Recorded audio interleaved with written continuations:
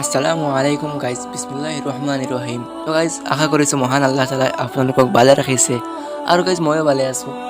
তো গাইজ, মই যোৱা এদিনৰ পৰা ভিডিঅ' দিয়া নাই, কাৰণ মই ডেইলি ভিডিঅ' আপলোড কৰোঁ ইউটিউবত। তো যোৱা দিন ভিডিঅ' দিয়া নাই কাৰণ মোৰ ইউটিউবত কপিৰাইট ক্লেইম আহিছে দুটা ভিডিঅ'ত। সেইকাৰণে অলপ টেনশ্যনত আছিলোঁ আৰু ভিডিঅ'বোৰ ৰিকভাৰ কৰিছিলোঁ। সেইকাৰণে অলপ কাম কৰাত আছিলোঁ, সেইকাৰণে ইউটিউবত ভিডিঅ' আপলোড কৰা নাই আৰু ভাবিছোঁ কিবা এটা হৈ যাব, সেইকাৰণে অলপ টেনশ্যনত আছিলোঁ।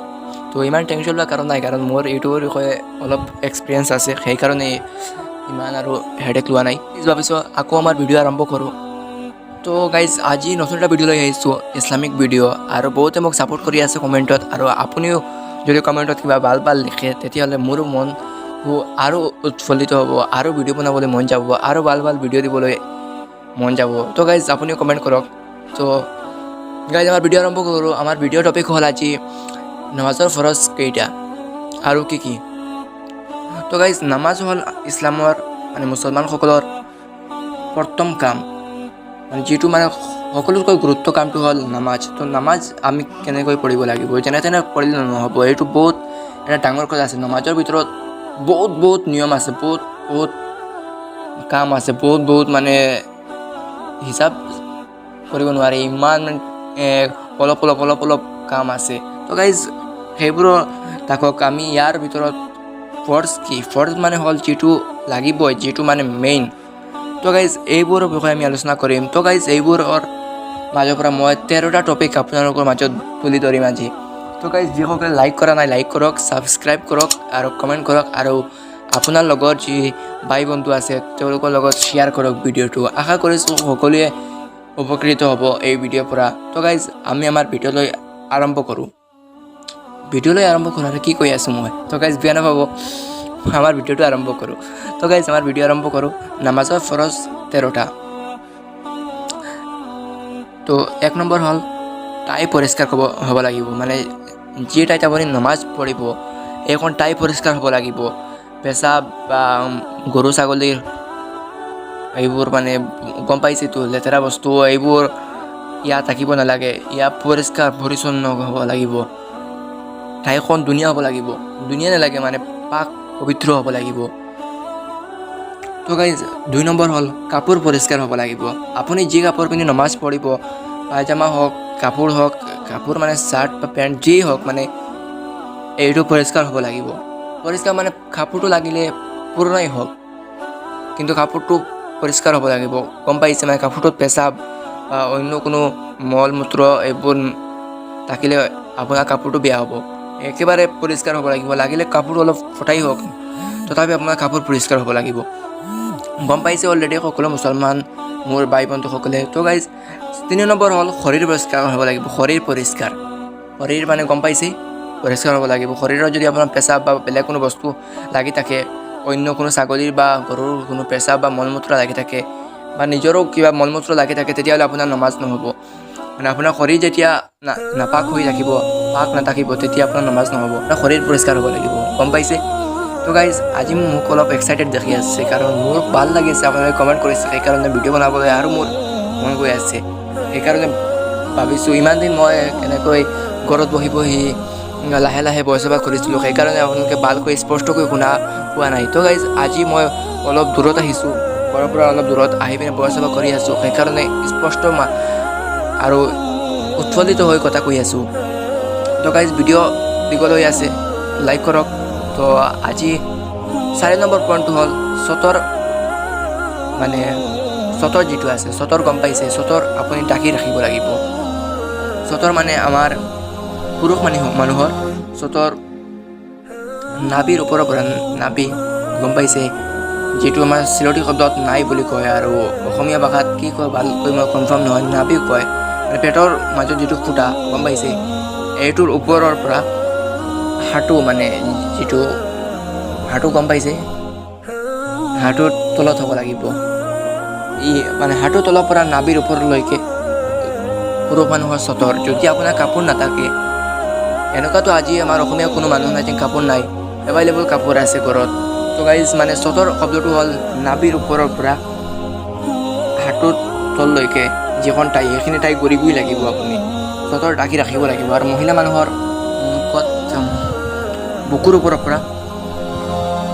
ওপৰৰ পৰা হাতৰ তললৈকে এইখিনিতো আপুনি লাগিবই, মানে আপুনি এইখিনি টাই ঢাকি ৰাখিবই লাগিব, ঢাকি আপুনি নমাজ পঢ়িব লাগিব। তো গাইজ এইখিনি হ'ল চতৰ। হয়তো ইয়াত কিবা এটা ভুল হ'ব পাৰে, মই ভালকৈ কনফাৰ্ম নহয়, মানে ভুল নহ'ব, মানে এইখিনি হ'ব, অলপ তল ওপৰ হ'ব পাৰে। তো এইখিনি হ'ল চতৰ। তো আপুনি চতৰ ঢাকি ৰাখিব লাগিব। চতৰ যদি আপোনাৰ ওলাই যায়, চতৰ মানে ইয়াৰ বাহিৰেও যে আপোনাৰ শৰীৰ ওলাই ধৰি লোৱা পুৰুষ মানুহৰ নাভিৰ তল পেট যদি ওলাই যায় আপোনাৰ নমাজ নহ'ব। তো গাইজ 5 নম্বৰ হ'ল থিয় হৈ নমাজ পঢ়িব লাগিব, থিয় হোৱা। তো গাইজ আপোনাৰ যদি কিবা বেমাৰ হয় বা ডাঙৰ কিবা বেমাৰ হয়, আপুনি থিয় হ'ব নোৱাৰে, তেতিয়াহ'লে বেলেগ কথা। কিন্তু আপুনি মোৰ নিচিনা সুস্থ মানুহ বা আপোনাৰ নিচিনা সুস্থ মানুহ এজনে থিয় হৈ নমাজ পঢ়িব লাগিব। যদি আপোনাৰ বাইচান্স কিবা এক্সিডেণ্ট হৈছে ভৰিত, আপুনি থিয় হ'ব নোৱাৰে ভালকৈ, থিয় হ'লে বেলেগ অসুবিধা হয়, তেতিয়াহ'লে আপুনি বহি নমাজ পঢ়িব পাৰিব। এইটো বেলেগ মছলাত যায়, মানে চিম্পুল হিচাপত আপুনি থিয় হৈ নমাজ পঢ়িব লাগিব। তো গাইজ 6 নম্বৰ হ'ল কিবলামুখী হ'ব লাগিব। কিবলা মই আৰু এদিন কৈছিলোঁ, কিবলা হ'ল মানে কাবা শ্বৰীফ, মানে আল্লাহৰ ঘৰৰ সন্মুখৰ ফালে হ'ল কিবলা। আপুনি আমাৰ অসমৰ পৰা পশ্চিম ফালে হ'ল কিবলা। তো পশ্চিম ফালে আপুনি বহিব লাগিব, মানে চাব লাগিব, পশ্চিম ফালে মুখ হৈ থিয় হ'ব লাগিব। চ' গাইজ 7 নম্বৰ হ'ল ৱক্ত চিনিব লাগিব। বৰ্তমান কিহৰ ৱক্ত? বৰ্তমান মই ভিডিঅ' এডিটিং কৰি আছোঁ, বৰ্তমান কোনো ৱক্ত সোমোৱা নাই। অলপ পাছত ভিডিঅ' এডিটিং কৰি আছোঁ, মই ভিডিঅ' ভইচ অভাৰ কৰি আছোঁ। বৰ্তমান কোনো ৱক্ত নাই, ফজৰৰো নাই আৰু জোহৰৰো নাই। জোহৰ অলপ পাছত ৱক্ত সোমাব। তো গাইজ আপুনি ৱক্ত চিনিব লাগিব, কোন ৱক্তত কোন নমাজ পঢ়ি আছে। আপুনি জোহৰৰ সময়ত যদি আপুনি আছৰৰ নমাজ পঢ়ি দিয়ে, এইটো নহ'ব, আপুনি ৱক্ত চিনিব লাগিব। তো গাইজ নিয়ত কৰিব লাগিব। নিয়ত মানে কি? নিয়ত আৰবী ভাষাত বহুত আছে, বাংলা ভাষাত বহুত আছে। তো গাইজ আপুনি চিম্পুল হিচাপত নিয়ত এইটো হ'ল যেন আপুনিতো অলৰেডি এইটো নিয়ত হৈ যায় যেন আপুনি উজু কৰি আছে তেতিয়াহ'লে আপুনি মনে মনে ভাবি লয় যেন মই এতিয়া জোহৰ নমাজ পঢ়িম বা ফজৰৰ নমাজ পঢ়িম, আছৰৰ এশাৰ নমাজ পঢ়িম, সেইকাৰণে মই উজু কৰি আছোঁ। এইটোৱে হ'ল নিয়ত। মানে নিয়ত মানে হ'ল আপোনাৰ দিলৰ ভিতৰত বা মনৰ ভিতৰত আনাটো, যে মই এতিয়া কি কৰিম, মই এতিয়া নমাজ পঢ়িম, এইটোৱে হ'ল নিয়ত। আৰু আপুনি আৰবী ভাষাত আৰু নিয়ত আছে, এইবোৰ মই আগলৈ আপোনালোকৰ সন্মুখত তুলি ধৰিম। তো গাইজ এইবোৰ মই যোৱা নাই, তো নিয়ত কৰিব লাগিব চিম্পল হিচাপত। তো গাইজ 9 নম্বৰ হ'ল তাকবীৰে তাহৰিমা। তো গাইজ তাকবীৰে তাহৰিমা যিটো হ'ল পুৰুষ মানুহে গম পাব আৰু মহিলা মানুহে গম পাব, মই পুৰুষ মানুহৰটো কৈ আছোঁ, যিটো হ'ল নেকি আপোনালোকে যেতিয়া ইমাম চাহৰ পিছত ফাৰ্ষ্ট ইমাম চাহে আল্লাহু আকবাৰ কৈ হাত তুলি মানে ৰাকাত বান্ধে, এইটো হ'ল তাকবীৰে তাহৰিমা। ফাৰ্ষ্ট এইটো হ'ল তাকবীৰে তাহৰিমা, এইটো কৰিব লাগিব, এইটো ফৰ্জ। তো গাইজ 10 নম্বৰ হ'ল কিৰাত গম পাইছে, যিটো আমি চূৰা বুলি কওঁ। হামটো হওক বা বেলেগ যিবোৰ আছে, কুল হু আল্লাহ হ'ব পাৰে বা ইন্না আউতাইনা হ'ব পাৰে, চূৰা কাউচাৰ মানে ইন্না আউতাইনা কৈ দিছোঁ, চূৰা ফালাক, যি চূৰা হওক, মানে কিৰাত হ'ব লাগিব। কিন্তু আপুনি কিবা এটা চূৰা ক'ব লাগিব, চূৰা বা কিবা এটা আয়াত পঢ়িব লাগিব, এইটো হ'ল কিৰাত। তো গাইজ 10 নম্বৰ কৈছোঁ। 11 নম্বৰ হ'ল ৰুকু। তো গাইজ ৰুকু গম পাইছে, আপুনি অলপ নৈ পিনে মানে হাতত 2 হাত দি মানে পিঠখন একেবাৰে বৰাবৰ কৰি কিবলামুখী বৰাবৰ হ'ব লাগিব, এইটো হ'ল ৰুকু। মই এডিটিঙৰ সময়ত আপোনালোকক দেখুৱাই দিম। তো গাইজ 12 নম্বৰ হ'ল চেজিদা। তো গাইজ চেজিদা হ'ল মেইন বস্তু আমাৰ। তো আমি আল্লাহৰ ভৰিত চেজিদা কৰোঁ, সেইটো সকলোৱে গম পাইছে চেজিদা। তো গাইজ আমি চেজিদা কৰিব লাগিব, এইটো ফৰ্জ। তো গাইজ 13 নম্বৰ হ'ল শেষ বৈঠক, মানে শেষ বৈঠক আৰু কি গম পাইছে, মানে শেষ বৈঠক মানে কি আমি যেতিয়া একেবাৰে লাষ্টত যেতিয়া আমি বহি আতাহিয়াতো পঢ়োঁ, দুৱায়ে মাচুৰা এইবোৰ পঢ়োঁ, এইটো হ'ল শেষ বৈঠক, এইটো কৰিবই লাগিব। তো গাইজ শেষ বৈঠক হ'ল এটা নমাজৰ ফৰ্জ। তো গাইজ আজি এই 13টা টপিক লৈ আমি আলোচনা কৰিছোঁ।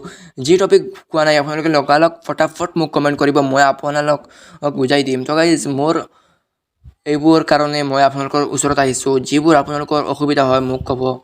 মই যেন এইবোৰ সকলো জানো, এইবোৰ কোৱা নাই, মই বৰ্তমান কোৱাৰ পৰা চাই কৈ আছোঁ। আপোনালোকে জানে নেকি, মই এইবোৰ বাংলা বহী এখনৰ পৰা মই লিখিছোঁ, মোৰ পেপাৰত লিখিছোঁ, এইবোৰ অসমীয়া ভাষাত ট্ৰান্সলেট কৰি লিখিছোঁ, ইয়াৰ পৰা মই তুলি কৈ আছোঁ টপিকবোৰ। তো গাইজ মই ইমান জ্ঞানী নহয় যেন মই আপোনালোকক কৈ দিম। ময়ো বেলেগৰ বহীৰ পৰা, বেলেগ মানুহৰ পৰা, বেলেগ আলিম হাফিজৰ পৰা মই এইবোৰ জানি পেলাই আপোনালোকক কম। তো গাইজ আশা কৰিছোঁ ভিডিঅ'টো ভাল পালে আৰু ভাল পালে লাইক কৰিব আৰু চেনেলটো ছাবস্ক্ৰাইব কৰিব আৰু শ্বেয়াৰ কৰিব। তো গাইজ আজিলৈ ইয়ালৈ থাকক। ইমান সময় ভিডিঅ'টো চোৱাৰ কাৰণে থেংক ইউ ছ' মাছ। খুদা হাফিজ।